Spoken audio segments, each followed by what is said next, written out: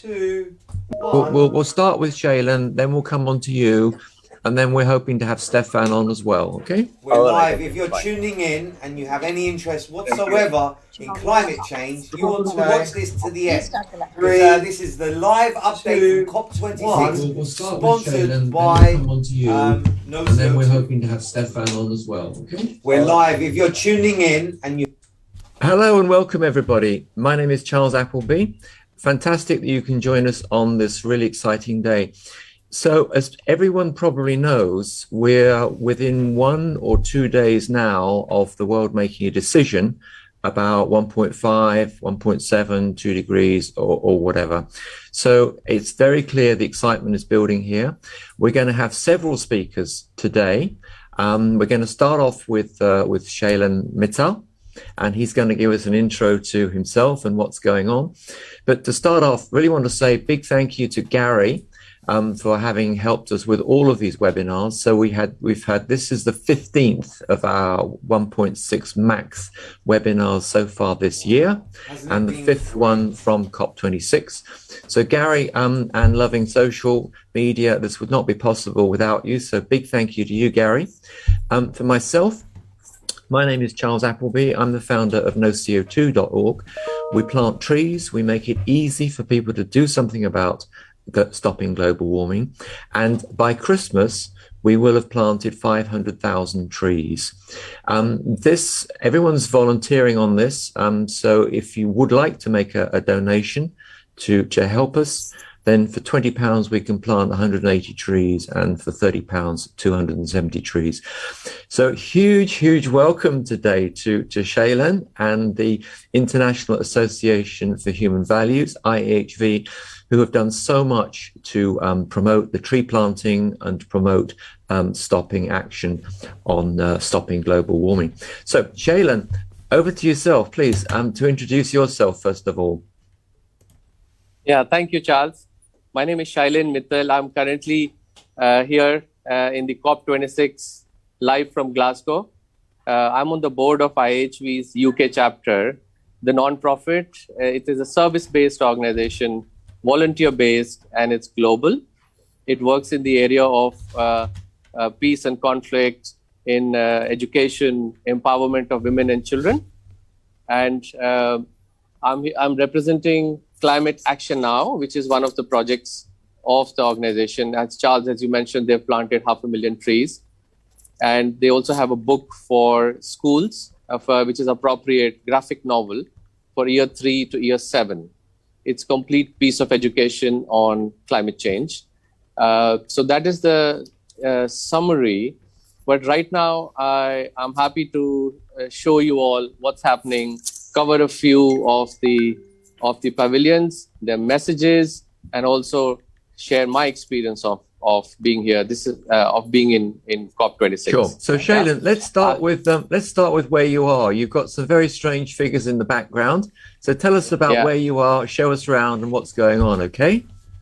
Sure. So this is in the background you see the polar bears, and this is the booth of Tuvalu. For those of you who probably are wondering where and what Tuvalu is, it's one of the small island countries in the Pacific Islands, in the Pacific Ocean. It's between Fiji and Australia somewhere. It's one of those Pacific Island countries which are at threat, and they have some really interesting messaging. I'm going to flip the camera for you to see an artist's rendition of the messaging. So here, he's showing the Statue of Liberty and talking about the 419 parts per million CO2 levels, which is the headline message, which is where we are, and we need to reduce it to 350. And again, the temperature rises as we go along, and how much of it has been since 1850, the start of the Industrial Revolution.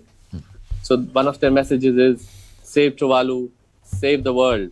I really like this one. So I think the message of climate change and the fight against it is not just to think about ourselves and our country. It's a global problem, and it needs collective action and for people to come together. This is the exhibit. And you also see one of the penguins, which is not a very nice sight to look at. But yes, that's also the reality, and we need to face it and manage it and deal with it. Okay. So Shailen, thank you so much for that. Now let's come over to Pawan. So for everybody's information, Shailen's in the blue zone, which is the VIP important zone. And Pawan, you're in the green zone, which is the other people's zone. Yeah. So Pawan, you've got a whole team with you. So tell us who you are and tell us about your amazing team, okay? Thank you, Charles and Shailen. Hi everyone, my name is Pawan. I'm one of the volunteers at IHV UK, and I've got with me Ritu and Sujata. They're also part of the Art of Living and IHV volunteering teams. We are reporting live from the Green Zone, which is the other people's part of the COP26 conference. It's a good news that the conference organizers have opened up Green Zone for anyone to walk in, so you don't need to book any tickets and just walk in and just experience the space. We have been here since last couple of days now, and it's quite insightful from what we have seen. Wow. So Gary, if you can bring Stefan on. So Pawan, if you can tell us while you're on screen, if you can tell us a bit about your experience there from yourself and your colleagues. So what's the experience? What's the vibe of the place at the moment? The vibe is, my experience is the vibe is extremely positive. I came into this, with a very quite a skeptical, cynical mindset based on whatever I was reading on the headlines in terms of what's been happening with the targets and 2060, 70, 50, some countries not showing up and whatnot. But what I've experienced here is that there is a lot of good things happening on the ground. I was in a session yesterday where a team from Indonesia, one of the provincial in Indonesia, they came and they talked about how they are, supporting the farmers to drive regenerative farming and some real practical solutions, that they shared. And I'm seeing that all around, right? So there are a lot of practical solutions that communities are already executing. And one of the key themes that is coming out is that while you're talking about these big numbers and big targets over, the next few decades, what is also needed is to talk about the local adaptation aspect of climate action, because there are islands out there, particularly in the southern hemisphere, that are facing the impact of climate change right now, and they are having to adapt right now, and that's where there is a need for more focus on that aspect of the entire narrative of climate action. Super. Thank you for that. I'm going to come to Stefan in a minute to introduce himself and tell us where he is. But first of all, Pawan, would one of your two colleagues like to just tell us a little bit about their experience? Yes, sure. Hi. Hi. Good morning. It's afternoon. I wanted to say I got a platform here where we were wanting to approach quite a few people regarding IAHV. So today we met people from Glasgow City Council, where the book which has been published from IAHV, and we spoke to them regarding that if they can get it to the schools. And they said we will be connecting you directly to the schools and get it available everywhere. So it's a very good platform where we are getting to see more people. And otherwise, like in the morning, we went to schools, but the schools were like very hesitant in interacting with us because of the COVID and all. One or two schools gave us the entry and we spoke about the book. But when we came here, the council was all ready for us. So that's Wow. a platform given to us. Okay. So Pawan, do you have the book there that you can show? Yes. I'll just step Great. out Show and us come the back. Yeah. Show us the book. Okay. So Stefan, we're going to come to you in just a moment. And Stefan, your other colleague. Okay. So this is Italiano, yeah? Pawan, this is Yes, this is the book. This is the the climate action book. This is for children. It's actually a graphic novel, so it's very entertaining, kind of storytelling narrative style for children in primary school education. It comes in 4 languages, Italian, German, English, and Spanish. This is the Italian version. And yeah, we are really, wanting all the schools across the UK and the world, get this book and raise awareness of climate action with the children. Amazing. So, Pawan, your other colleaague, would they like to speak? Sujata, yes, please. Hi. Hi everyone, I've had a great time here. I'm with the Art of Living as a facilitator, and I'm amazed at two aspects of this conference.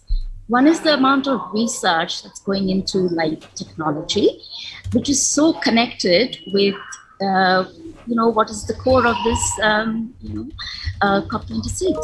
But the other thing I was equally amazed with is the focus on well-being and how climate change is connected with well-being, and how voluntary organizations have all plugged into this. Because ultimately it is about connecting with our inner self and the universe that is going to be pivotal in making a change and driving it at the grassroots level. So you've got both ends, the fantastic sort of hydrogen, electric technology and alternative fuel resources. And then we've got everything happening at the grassroots. So thank you so much. I mean, I know that IAHV has done wonderful work over the years with disasters in the Philippines, in Uttarakhand, with the 2005 tsunami. I know about this, but of course the fact is that if the climate throws more hurricanes and problems at us, there'll be more disasters. And the last thing we want is you guys are doing wonderful work, but we do not want you guys to be more busy. You're the A&E department. We do not want you to be more busy. We need you to be relaxed and dealing with it. So that's the importance of what the world leaders are talking about. So, Stefan, let's come over to you if you would, to introduce yourself and to tell us where you are today, please. Sorry. So I'm exactly the same spot as yesterday. I haven't been able to get an interview from the Climate First people. They are so busy. And this is a live interview for No CO2. Okay. And could you explain how the Climate First has been doing at the COP26? Yeah, doing so well so far. We saw that climate education is a real subject and everybody wants to know more. So here you have the demo, Climate First, but we're also doing workshop and trainings, and we're trying to have more and more people from all around the world to come and then to be trained and to facilitate the workshop in every country of the world. So we did Climate First to governors, like governments, to students, to people from the civil population. Yeah. And the NGOs. From NGOs also. Yeah. And we understood climate change and climate education is so important to understand what are the causes, what are the consequences to act.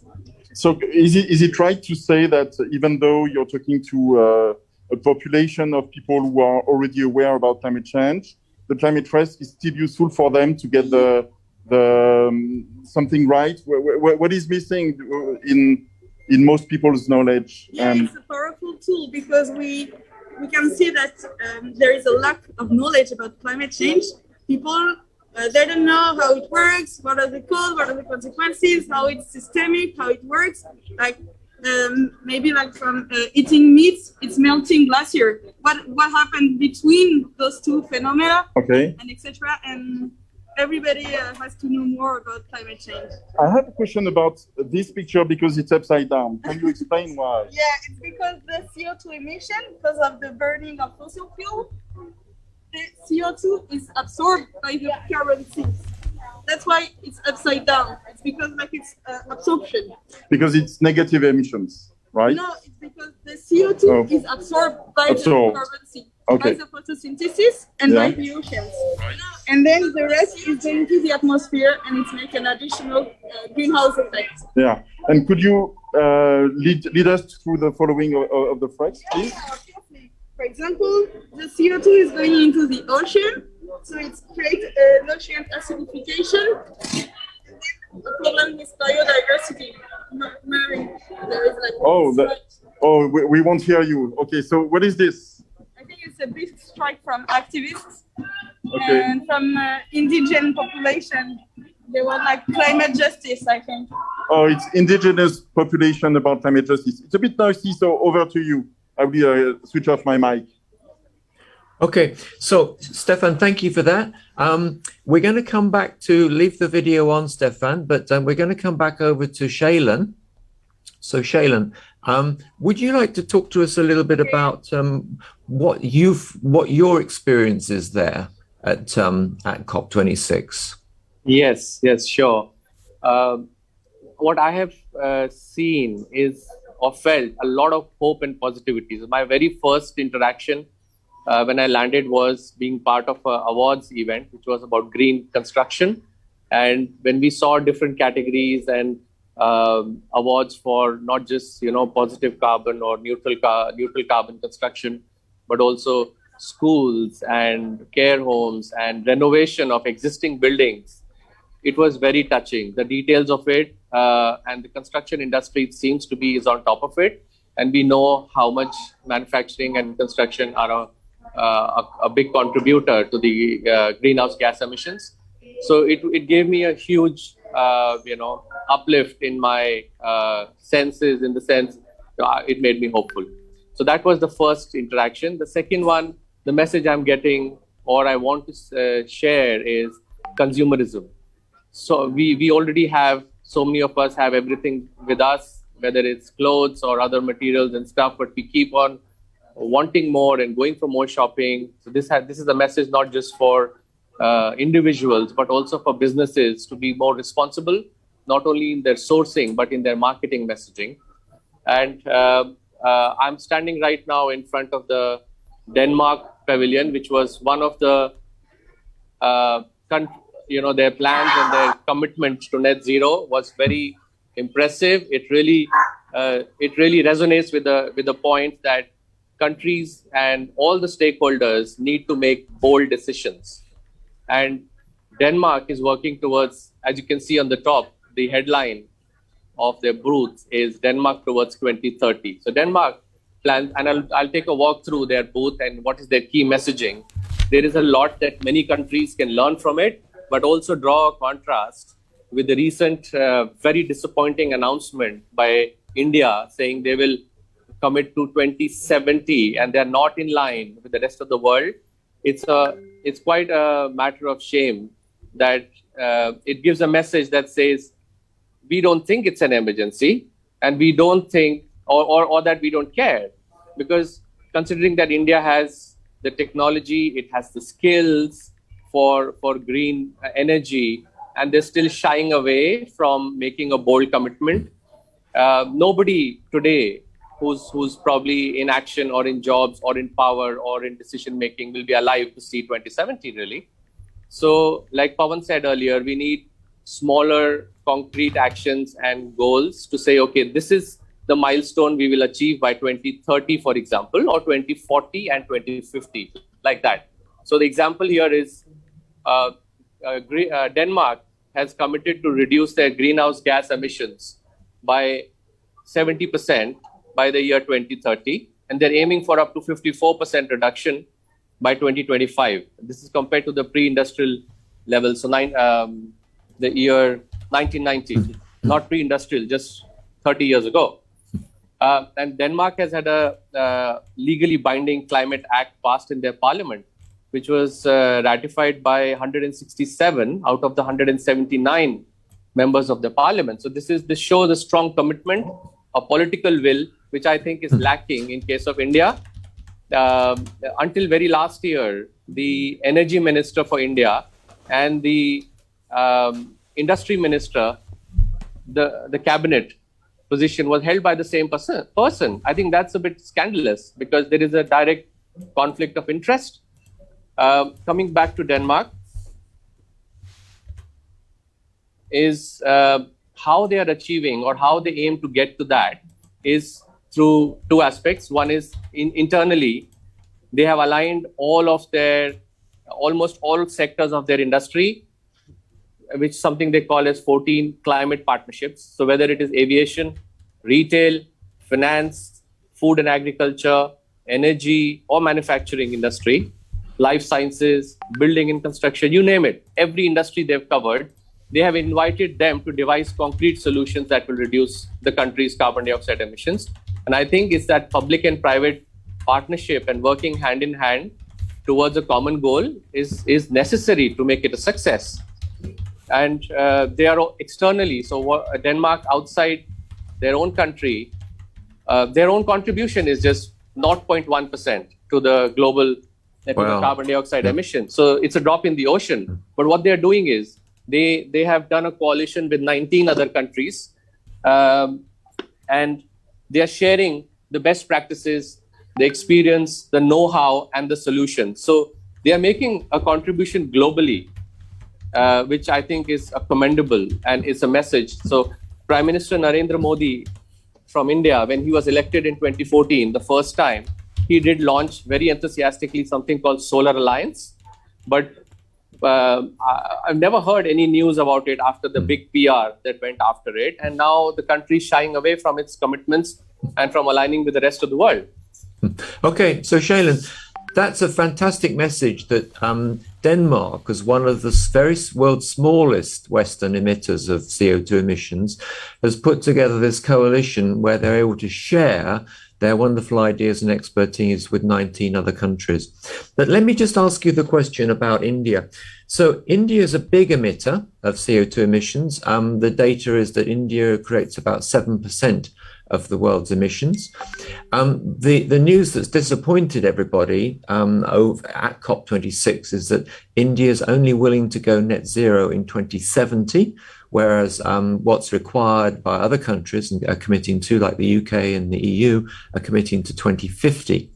But there seems to be good news, and people have picked up on this, which is that India is committing by 2030 to get 50% of its power from renewable energy. So what's happening here, Shailen? Is India really working towards cutting CO2 emissions as fast as possible?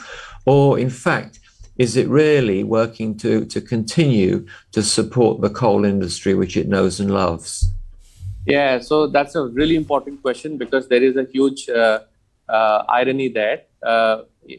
India currently is on a major drive to discover, explore, and extract from more new coal mines in the areas of Jharkhand, near Goa. All of these, some of them will mean they will have to cut down ancient forests, which have been there for hundreds and thousands of years, and even dislocate or relocate the indigenous population from there, purely because India has this ideology or thought or limitation, if we call it like that, is they are so dependent on the cheap source of coal as a source of energy. But this is not entirely true. While India had this problem because of its scales and all of those things, the cost of solar and wind and the technology of it, all of that is a lot cheaper. It creates a lot more employment actually than even the coal. So what India is not getting as a country, as a government, as a constituent of this planet, is that this is a global problem. They need to align themselves. Sending a message of 2070 out there on a global forum is really jarring. It's laughable. It says that, it actually leads to inaction. It means that, India is not part of the common goal. So if India can actually reduce their energy sources to, come to 50% figure by 2030, why would they take another 40 years to do a net zero? Yeah. Okay. So, Shailen, great point there. You think the bottom line is that India is not part of this whole coalition, the collaboration to take action. So what we're going to do, we're going to go over next to Stefan, and then we're going to come back to Pawan, and then he is really a roving reporter. Look at what he's. And then after that, we're going to bring on, if you can, Gary, if you can then bring on Alice. Yeah. Okay. But for the moment, we need to go to Stefan. It's something really nice is happening. I didn't stage it, but I wanted to interview Nuclear for Climate and the Climate Fresk, and it so happens that the Nuclear for Climate people are at the Climate Fresk workshop, which started at noon. So we'll be able to interview them together. And this is very interesting. It's if you look at these T-shirts, it says renewables and nuclear are better together. And this is really a strong message of hope that the many NGOs are addressing to this COP, is that we need to put, and in the words of Jim Hansen at COP21, we need to put the maximum we can and throw it at the face of climate change. And that means investing a lot in nuclear and renewables together. So I think it took 5 years to put the message together and get the message across, because there was a lot of resistance to this message initially, but now it's making its way through. And this is exactly what's happening now. Okay. And so this workshop is like a more elaborate version of the climate trust. So what you've seen yesterday was the static climate trust, which is you have a panel where the images are fixed.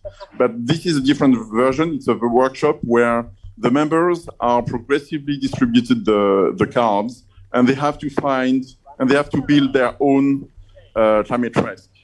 So it's a more dynamic and interactive session. And there is a lot of discussion, as you can tell. And this is what they are doing. So maybe we can interview some of the climate risk or nuclear for climate people if you want. Yep. So let's come back to that in a minute. So let's come back at what we're going to do next. We're going to go over to Pawan to talk a little bit about the situation again with India. And then we're going to come over to Alistair and Oliver. So back over to Pawan. Yeah. Hi, Pawan. Hi, so Shane has just given us this context of what's happening in India and this very, very frightening news about cutting down ancient forests for coal, which is at the end of the day not needed. So what's your perspective on this, Pawan? Look, I have a slightly different perspective, if I may. Okay. Yes, India is the 7th or 4th largest emitter of CO2. But at the same time, the per person emission of CO2 in India is only 1.5 or 2 tons as compared to 15 tons in the US, right? And I think there is a point of view that the emerging economies make that they do need energy to grow, to lift millions of people out of poverty, right? And that also is a humanitarian cost, right? So I think there are always two sides of the coin.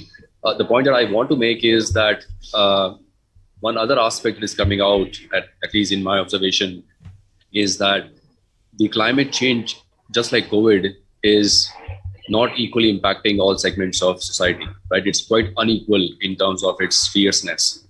And what came up yesterday was women, particularly in the in the developing countries, are affecting more, or getting impacted more as compared to men, right? So that's also an angle. So there is a linkage between the gender inequality and climate change that is also coming out, and that also needs to be taken into account as we think about solutions and progress over the next 5, 10, 15 years. Okay, so the context that I see for, and we're going to come on to Alistair now, but just to finish off with that, the context I see is that in the UK, we have some solar panels on houses, but actually we have less than half the solar energy per square meter that there is in India. And I understand that parts of India have 300 days of sunshine. So in the UK, we have nothing like that. So the power of solar in India is just so much massively more. It's difficult to understand why India hasn't done much more with solar energy, because it's got the benefit of the wonderful strong sunshine. But anyway, so let's come over to Alistair. Charles, really quickly, I'd like to jump in there. There is, on that point, there is some dodgy business between the government and some business tycoons going on in India. Some of the biggest stakeholders who benefit from oil and coal, fossil fuel industry, are the Ambanis and the Adanis. And they are known publicly very well to be really very, very, very good friends of the Prime Minister and the ruling party. So that's another aspect which is making things very difficult for country as a whole to commit. There are some businesses who are benefiting from this, and they are lobbying hard, and they have been successful. Okay. So we know across the world that there's been a lot of lobbying. I don't know about the situation in India, but we know there's been a huge amount of lobbying and a huge amount of delay. And there are a lot of people would be saying that the reason that COP26 so far has not been making as much progress is because of the delays and obstruction caused by fossil fuel lobbying. But anyway, that's a great introduction to Alistair. So Alistair, if you'd like to introduce yourself and tell us where you are. Yeah, hi, this is Alistair Mullen. I'm here as part of the Papua New Guinea delegation. I'm here as the carbon advisor. It's a very proud moment for me. I'm here with my son, Oliver Mullen, who I'll let him introduce himself, but he is also today, for one day only, part of the PNG delegation. Mullen, okay. So Alistair, just show us around with your camera. Just show us around a little bit about where you are. Yeah, I mean, I think before I do that as well, let me explain, because we've talked about a lot of things here. And your son was just about to say something. I know. It was his moment. It was his he never gets a word with his dad. But Ollie, introduce yourself. Hi, I'm Ollie. I'm in year 13. I'm doing A-levels currently, and I study economics, maths, and RS. I'm here on work experience, and it's my first day here. And I've just been like a sponge today and just absorbing everything around me and learning a lot. Brilliant. So I mean, I think what we're talking, we've got to remember that there's a lot of wishes here. Everybody's dreams of 1.5 make a lot of sense, other than they don't make any sense against vested interests. And in terms of you asked me to show you around here, Charles, I think it's very important that this is CFRN, which represents basically 50 rainforest nations, and it's sandwiched in between Saudi Arabia and UAE. And they all have their right to be here. But think of that juxtaposition. We have the old world, the oil world. When you think about the last 100 years, it's been nothing other than the petrodollar and saving these states who produce oil. That isn't going to disappear overnight. It's going to disappear through people movements, as your good selves. It's going to disappear. And the one thing that is bubbling under the surface here, litigation. So, you know, what I'm speaking to a few people, and ultimately, I think that we're on a journey here from COP26 to COP28. Why do I mention that? COP27 is Egypt, but more importantly, COP28 is UAE. Obviously the heart of the Middle East. I think there will be massive developments between now and then, and my core belief is oil will be paid to be kept underground. There's a lot to transition in that period, but that's kind of where we're going. So, so just to show you, we're the Rainforest Nations, the coalition here. It's just pretty straightforward. There you go. And then, so the juxtaposition here, if we can see it, this is the Kingdom of Saudi Arabia. And if you come around the back,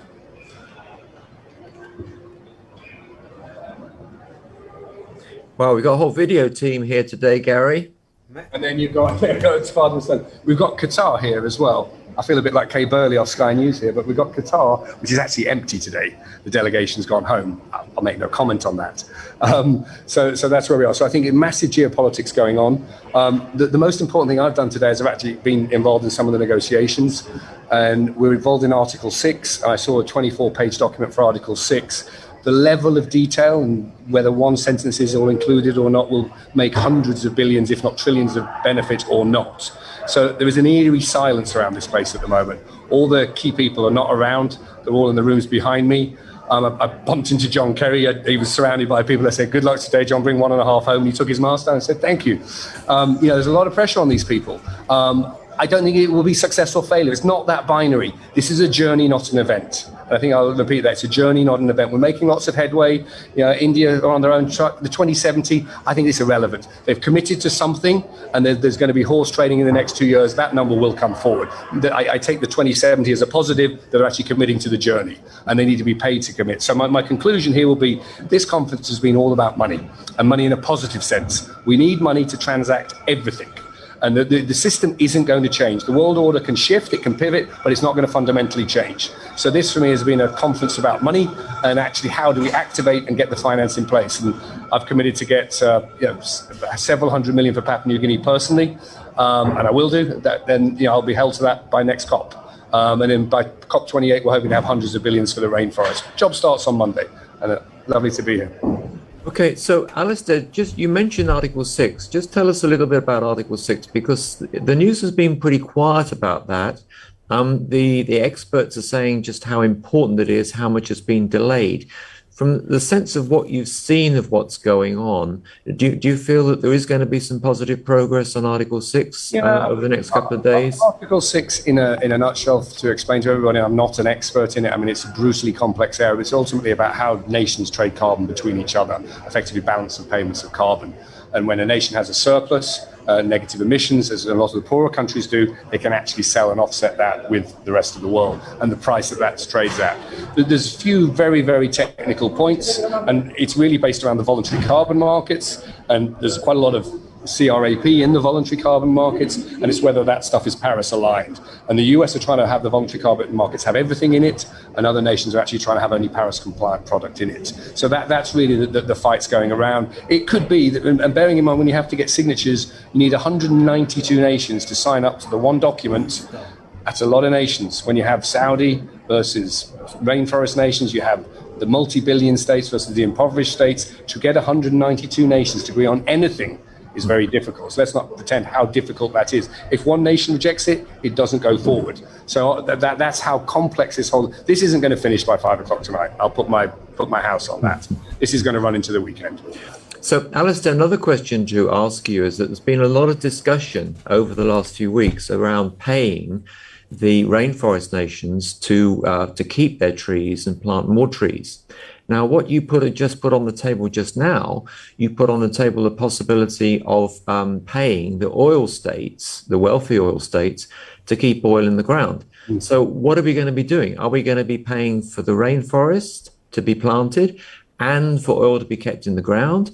Now, that's starting to sound quite expensive. And at the end of the day, who's going to pay for that? I think we have to be pragmatic. We need oil currently, fact, right? Oil's not going away in the next decade. We can stop, finding oil. I think the biggest movement with the EU are driving it.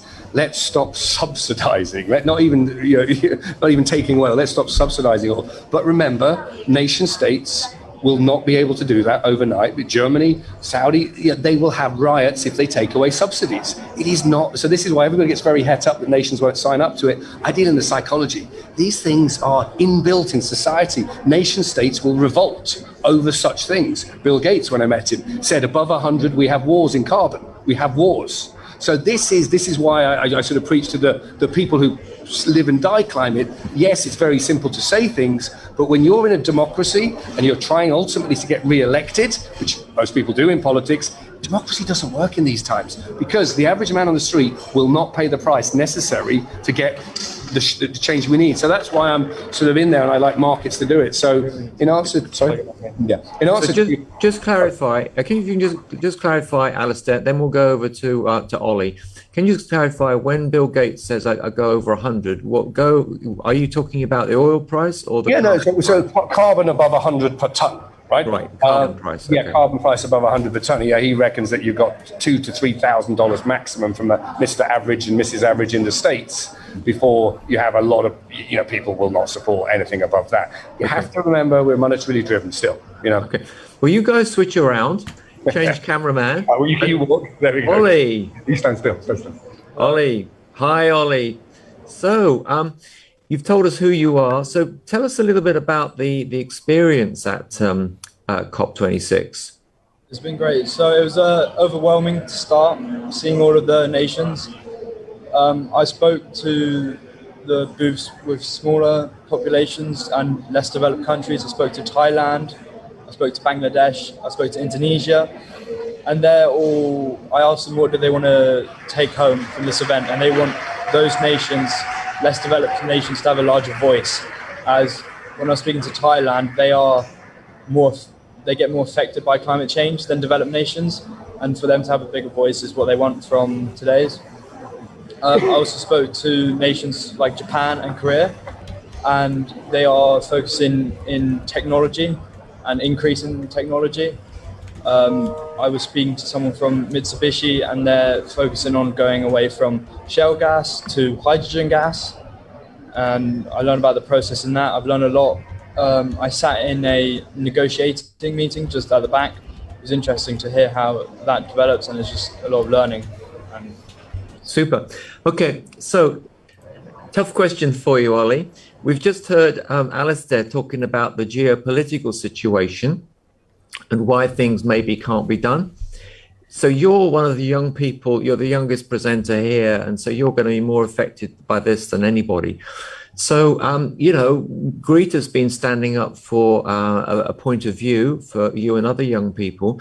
So where are you between the Alistair saying the geopolitical things about the price and Greta demanding action now to achieve 1.5 at all costs? Where do you stand in this one? I think if you're going to criticize world leaders, you should provide a better solution. I think Greta, she's doing a good job, but she's not providing adequate solutions. She's providing just a lot of blah, blah, blah, as she says. And I think I stand somewhere in the middle. I believe that we need action now, but you need proper solutions. And what the governments are doing now is possibly the best that they can. I'm not too knowledgeable in this industry yet, but I stand somewhere in the middle ground between the two. Okay. So, Ollie, you say there needs to be solutions. Is there a one particular solution that you like? And then we're going to come back over to Stepan. So, is there a solution that you would like world leaders to take action on? I'm quite passionate about the ocean, and I think that what we're doing to the ocean, as in with fishing, we're overfishing, and the ocean is one of the biggest carbon absorbers in the world, and we're overfishing and we're not planting enough. So we're all talking about planting trees. There's not enough focus on planting seaweed and algae, blue carbon offsetting. So I think to see more knowledge and more presence of blue carbon is what I'd like to see from this. Super. The fishing point was made by another young person we had on last week. The same issue applies, though, doesn't it, Ollie? That if there's going to be time allowed for fish to grow and less fish taken out the sea, then people are going to have less fish to eat over the next few years. So how does that stack up? If there's less food to eat, how are people going to manage when they're used to eating fish? Well, it's the same argument with, I just need to plug it in, with eating less meat. It's probably the best solution is going plant-based or substituting your fish out. I've tried this plant-based salmon, and it tastes quite similar to salmon, and that was made of seaweed, and seaweed is just fast to grow and it grows in vast numbers. And just maybe reducing your consumption. So I'm not saying stop eating fish, period, just reducing your consumption of fish. Wow. Okay. So you recommend the seaweed-based salmon then, Ollie? Yeah? Yeah. Ollie, thanks so much for joining us. We're going to go back over... Can I say on a human level, Alistair's one dad to another, you must be so proud. It's his world next week, and you're going to inherit this. And I just think you make me so proud. I hardly know you that you're doing such a great job. Done a great job. You're doing a great job, and we thank you from behalf of your efforts here. So if you want to stay on, don't go away, Alistair. You and your video team can show us some more great background. Show us a bit of the while we're going on. Show us a bit of the Saudi stand. But we'll go back live on audio now over to Stefan, and then over to Shailen. So Stefan, do you want to tell us something about what's going on there? Yeah, so I'm showing you the most important room in the COP, which is the main restaurant, of course. And there is a perfect echo to what Oli just said. As you see this, there is a fish bank here, and this is a very nice video made by some foundation with a very long name which I cannot pronounce. But you can find what they say about the blue economy and preserving oceans and the oceans as a carbon sink on blue-cop26.com. And I think it's a great website. It explains everything about blue carbon research and how we can turn the oceans into the largest carbon sink ever. So I'm still with the Freskers here on the Climate Fresk workshop, and maybe I can interview someone. Do you want to speak? No, I think in view of the time. So this is noco2.org, So it's an NGO that advocates tree planting. And so we've shown already the Climate Trust panel. And but I would like to interview Climate Trust members. Are you a spokesperson or no? Okay, so how did you get involved in the Climate Trust? You're a volunteer? Yes, I came because a friend was knowing the game, and I was very interested to understand what EPCC report was. Mm-hmm. And it's a good way to understand in a fun manner with the game. Here in COP26, we are 160 volunteers coming from France. It's a huge success. So 160 volunteers. Yes. So and before, most of them never went to a single COP, right? So it's my first time, yes. Yeah. And so it's an enormous success. Everybody talk about climate first. Yeah. In universities, in companies here, and yes, NGO also. We have partner. We want to have a new partnership, and the coverage is very global. We have contact in almost every country, so it will be massive implementation. Yeah, it is like a big resonance chamber for the Climate Trust, right? Can I zoom on your badge here? I don't know if you can see. So that's the symbol of the Climate Trust. It's a hand and card, right? So it's showing. This is really like a card game, and. Okay, so Shayla, Stefan, yeah, Stefan, let's come back to ask you a question based on what Alistair was saying. Okay. Yeah. So Alistair's talking about discussion rolling on from this COP26, it being a journey rolling on to COP27, COP28. Stefan, you know a lot of people talking around what's happening. What do you see as where we're heading in terms of the outcome from COP26?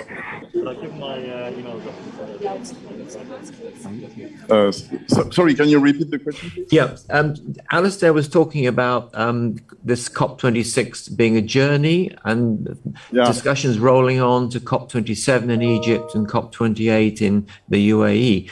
Just you know a lot of people. What's your perspective on this journey? What are we likely to get out of COP26, and what's going to be left undone for COP27, COP28? Well, I think like Alistair said, there are great. I'm showing you photos in the meantime.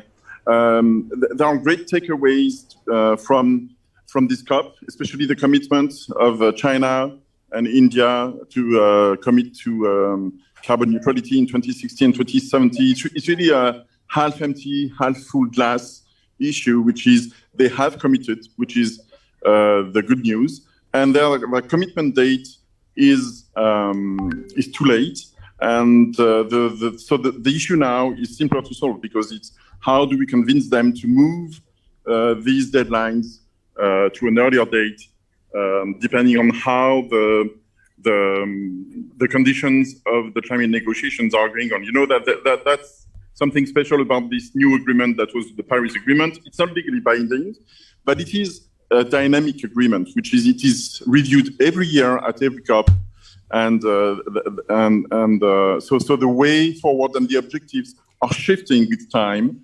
as we get more feedback from science about the state of the climate, and as we get more feedback from industry and civil society about the speed at which climate solutions are implemented, and what their exact impact is. So I think it's a continuous process. All the stages that you've quoted, COP27, COP28, they are important stages because it shows that the Middle East is also taking action.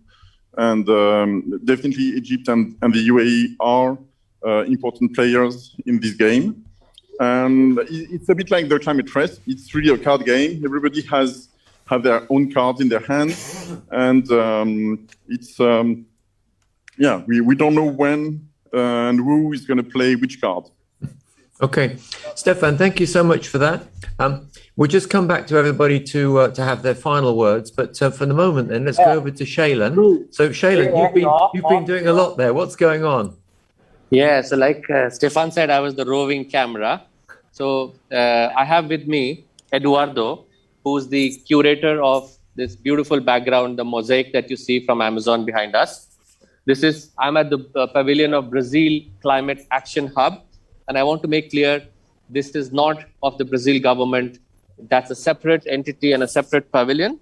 This is a coalition or a melting pot of different civil society members, activists, independent of the government. Eduardo, I saw the movie playing Amazon Grooves, yeah? And this beautiful collage. Can you say what this is? What is your message and why you did this? Yes.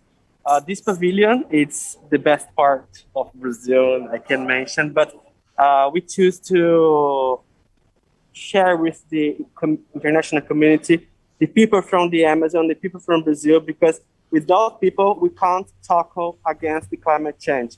So this exhibition, for those who are to come, we choose 13 images from 3 photographers from the Amazonian region, showing the different faces and colors from the Amazon, because of course it's a big tropical forest, but we have 25 million people living in the Brazilian side, and we should to unite our strengths and of course fight together to preserve the forest and avoid the extreme impact of climate change. So that's our message to the COP26. Without people, we can't fight against the climate change effects.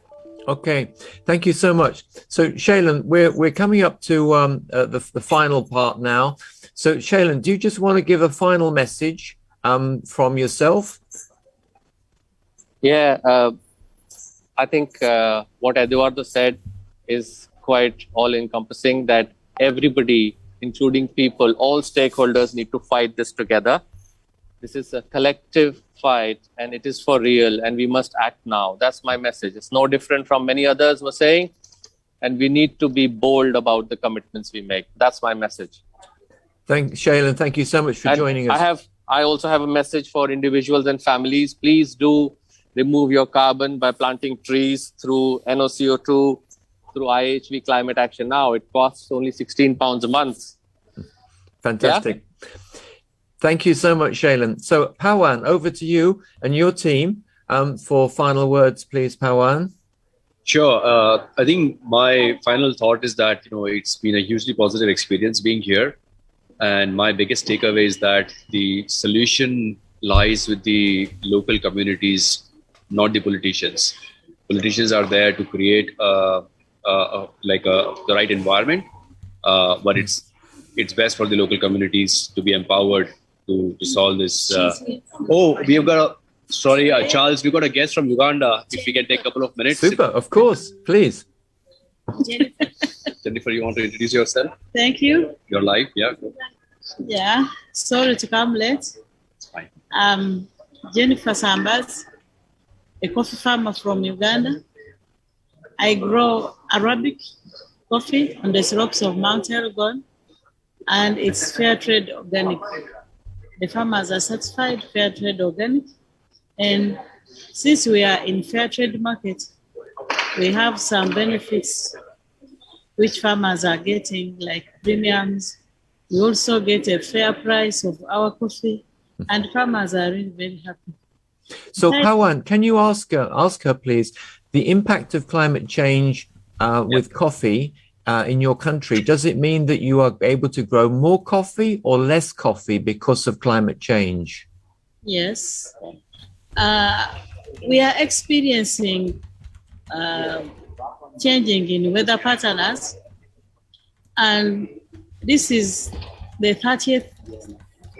It's like now 30 years ago since farmers started experiencing this.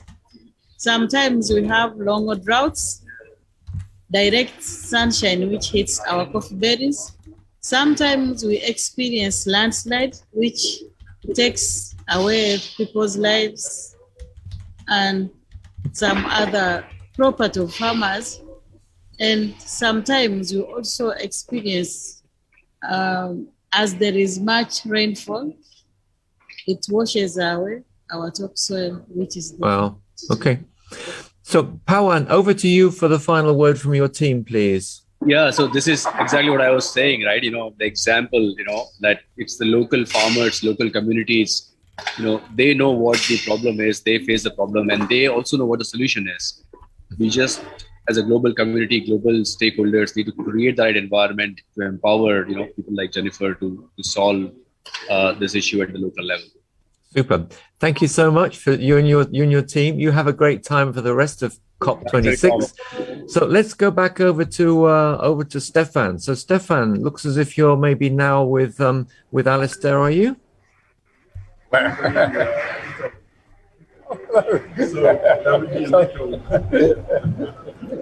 and join the screen. I shut my sound. Sorry, we're joining up here. Sorry. Super. So Stefan, we're into final words now. So would you like to give us your final words from COP26? Come speak on here if you want. Yes, sure. Just join the party. Yeah. So the news are very good from what I hear. In fact, there might be some action later today. There is an important appointment at 2 p.m. at the UK pavilion, and then at 3 p.m. at there will be the conclusions of the German Minister of the Environment, which is a tradition at every COP. So we will see what the conclusions are then. But it will be interesting to have both the UK and Scotland opinion, and then the German opinion. Okay, that sounds important. So Alistair, back over to you now. Final say before we close the webinar, Alistair. What are your thoughts? I think very much this is the global village that you yourself are helping create that, Charles. Meeting friends here for the first time, and we're all putting pressure on politicians and corporates and finance. However, I would just say the one word: believe. We're 8 billion, 9 billion people. We need to believe. And we all want to criticize Shell, but how many of us stop at a Shell petrol station and fill up with petrol, right? So I've got to practice what I preach. I've got a family of a lot of people, but we've now not got a car. It's not easy, but we've decided to go carless and try it out. The ultimate solution isn't with the politicians; it's with the individuals, and it's actually with the West. We are so privileged here. I have been so humbled to work with Papua New Guinea, and the problems we have are second and third order. So I think we've got to be a lot more humble in the West. And help our partners and have a redistribution of income. And I pray that it's going to happen. And I think you and Gary are doing a great job, and I'll finish there. Well done, guys. Okay, thank you so much. I would just make the perspective that I think that all people have a part to play in this. The importance of regulation from the government. And as Alistair has just said, if we pull up at a petrol station and we fill up a vehicle with petrol, then we're actually contributing to the problem. If we turn the central heating on, we're creating part of the problem.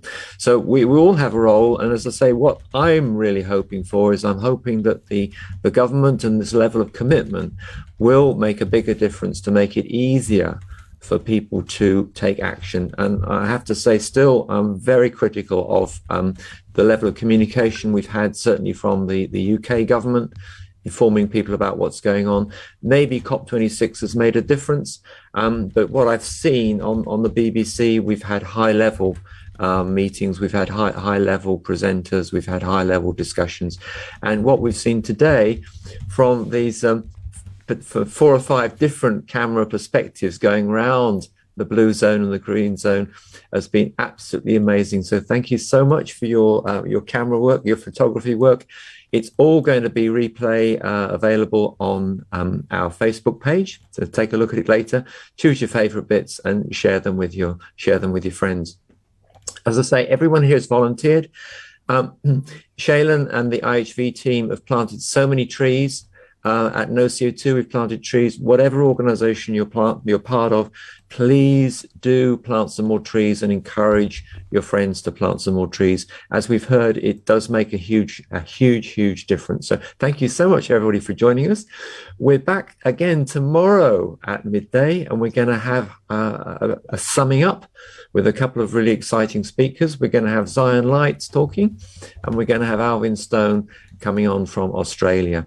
So thank you so much to everybody. Thank you to our presenters. Gary, final words from you? Yeah, that we don't really have an option of keeping it less than 1.5. We have no option, so we just have to keep that alive, plant as many trees as we can. I'm absolutely inspired by Alistair. Look, all of you, every single person that's there, thank you for being there on behalf of humanity. I really mean that. And thank you, everyone. And by the way, we're just not 1.5 alive. We are 1.5 max. So please support 1.5 max. It's much clearer. Thanks, everybody. Thank you, Gary. Thank you, Charles, Thanks, Gary, and panelists. Thank you. Thanks, everyone. Bye-bye. Bye.